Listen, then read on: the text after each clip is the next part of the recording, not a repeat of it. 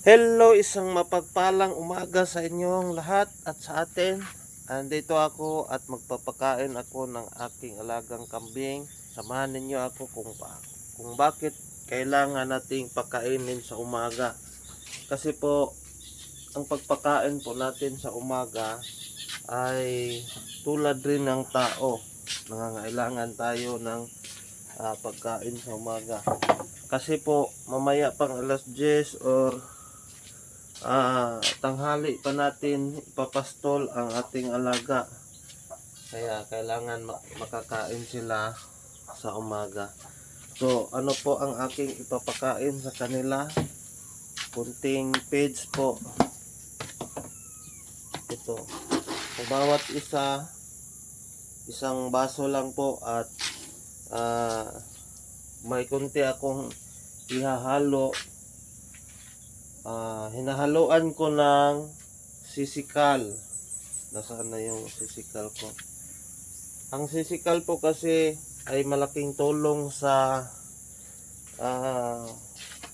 ating alaga.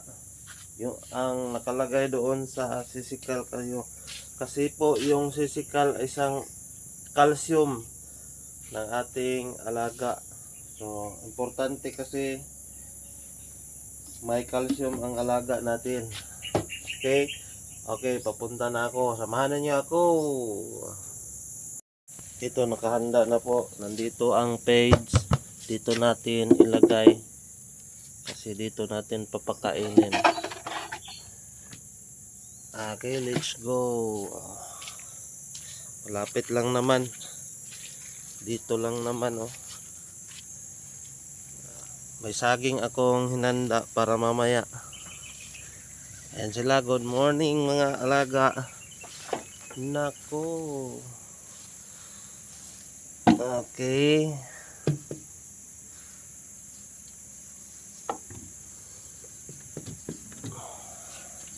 Tabi po. Ayan.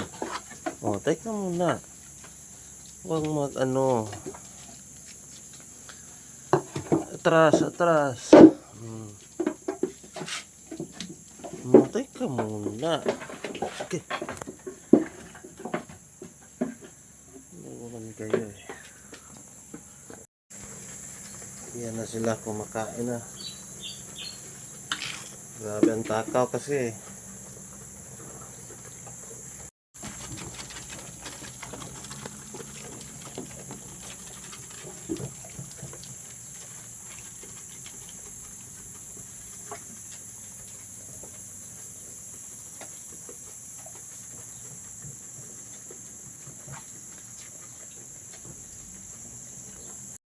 Sa pagdating ng aking alaga dito, mga payat pa sila.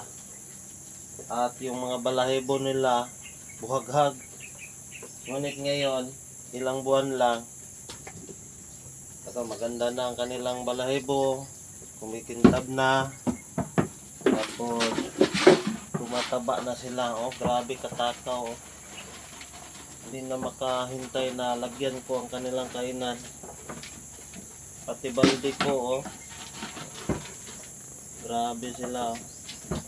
Kaya ngayon kumikintab na ang kanilang balahibo at medyo tumataba na.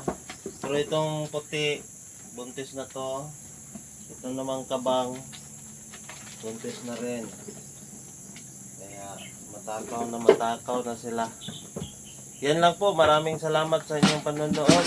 Sana ay nakatulong at may ideya din kayo kung paano alagaan ang mga kambing. Kasi mga ano po ito, Anglo-Nubian.